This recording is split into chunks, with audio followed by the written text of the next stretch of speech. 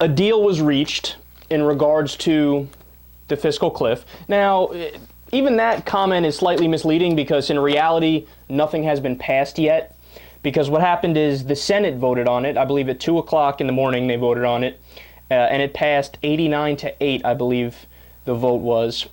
And I'll go over all the details of that. The House has still yet to vote on it. I know that the House Democrats had a meeting earlier today. The House Republicans had a meeting earlier today. And actually, they're going to meet right now. It says on the screen here on CNN as I'm talking to you guys.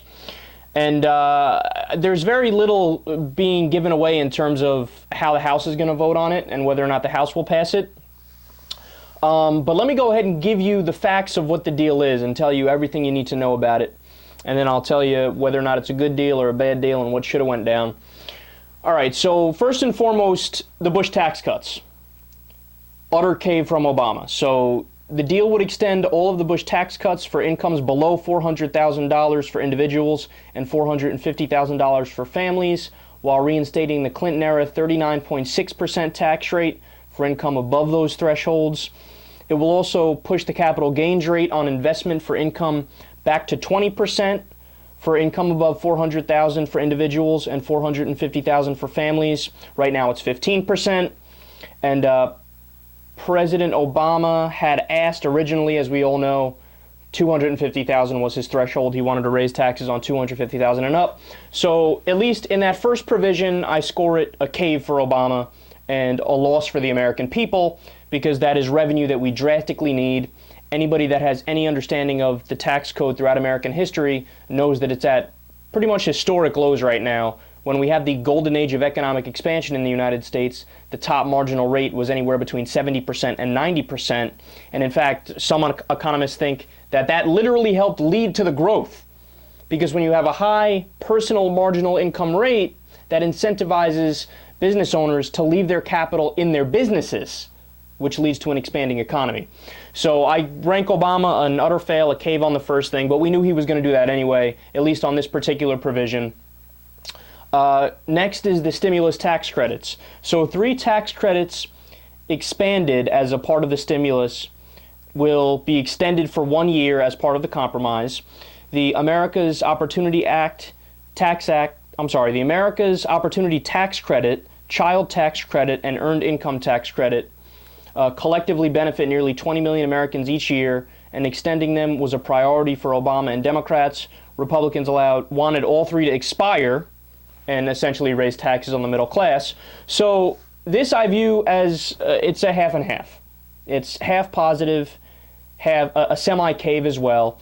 Now, why do I say that? Because as we'll get to later, when we talk about the tax rates for the rich, they're permanent. So those rates I just told you, $400,000 and above, get raised back to Clinton, and everything under that stays at the Bush tax cut lows, right? So between $250,000 and $400,000, their low rate is permanent. There's no sunset provision, no sunset clause. It is going to permanently be low, their tax rates, okay? In terms of the tax credits for you, for the middle class, only a year. They give you a year and then it expires, and then they have to rehash these same old arguments again.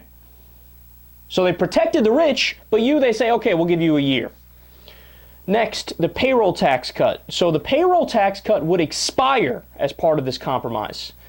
The payroll tax cut benefits all wage-earning workers, so the middle class and the lower class. And Republicans opposed extending the payroll tax cut in the past, and many Democrats opposed its extension because they feared that it would undermine Social Security. I'm totally against the payroll tax cut expiring. Why? Because when we talk about giving economic relief to the people who need it, we talk about the middle class and the lower class, the people who have been put through the ringer since 1980 in this economy, right? We've talked about the economic data on this show day in and day out about how the rich are getting richer and everybody else is doing worse off and slipping into poverty, right? So when it comes to tax cuts for you, they go, well, you know, we can let that one expire. So just to give you some context on how much it's going to be, if you make $50,000 a year, your taxes just went up $1,000. Yeah, way to go. Way to go there, Washington. So that one is a cave for Obama, a fail. The next provision, unemployment insurance. The federal unemployment insurance program will be extended for 1 year under this deal. Without an extension, more than 2 million would lose benefits at the beginning of 2013, while another million would lose them in the early part of the year. I rank this again. This is half and half. See, it's definitely a good thing that they extended it, and it needed to be extended, and these people would have been in a whole heap of trouble if their unemployment insurance benefits weren't extended. But the downside is, of course, again, they only extended for a year, so they're going to have to rehash these battles later on, right? Most economists don't think the economy is going to be back on any sort of really good footing, right, in a year's time frame. So when it comes to the tax cuts for the rich, permanent. When it comes to unemployment insurance for people struggling, we'll give you a year. All right, so that one's half and half positive, half a cave.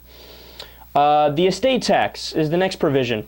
The estate tax was set to revert to its Clinton-era levels, where it was taxed at 55% after $1 million. So from $1 million and up, it would be a 55% tax rate. That's what it was under Clinton, the estate tax. Under Bush, he changed it to $5 million and above would be taxed at 35%. So there was a cave here again by Obama.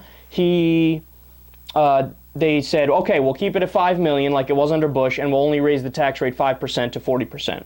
So again, a tremendous amount of lost revenue that they didn't need to do, and it will cost $375 billion over 10 years. So that is a complete cave. And now, the last part of the bill that it's worthy of discussing is the worst, probably the worst part. So what they didn't address in this bill was what they call the sequester, which is scheduled spending cuts, which is, to keep it real, mostly corporate welfare cuts and military industrial complex cuts. So the Republicans came in like bats out of hell, roaring, saying, no, we gotta hold off the sequester. I find that fascinating because the Republicans always talk about, we're in favor of spending cuts. That's how we want to balance the budget. Okay, so why aren't you in favor of the sequester?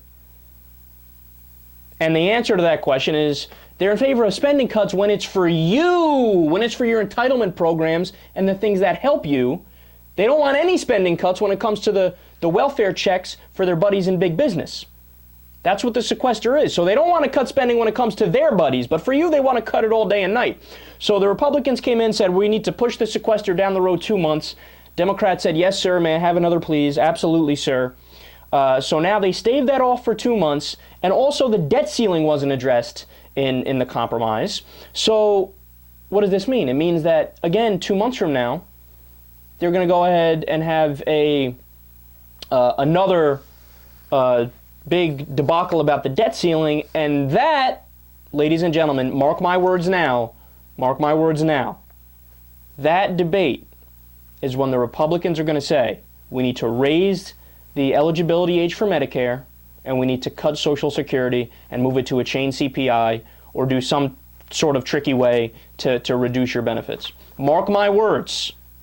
Because they're pushing it further down the road, and Obama already gave up all his leverage, right? They're going to say, okay, well now we're not going to raise the debt ceiling unless you guys want to cut entitlements, right? And just to give you an idea as to, we already hit the debt limit, but as a way to stave it off for 2 months, what Tim Geithner did was he said that he made, listen to this, I find this so, it's just amazing. You see exactly how the Washington establishment thinks. On Monday, it's suspended, this is Tim Geithner, the issuance of new debt for 2 government retirement funds. So in order to save $200 billion, in order to stave this off for 2 months, Tim Geithner said, don't put any more money into the retirement funds. We'll cut there first. So yet again, another example of when the going gets tough and it's time to balance the budget, they come for the middle class and the poor people. They never go for the rich. So overall, this is not a deal that Democrats should be celebrating. This is not a deal that the American people should be celebrating.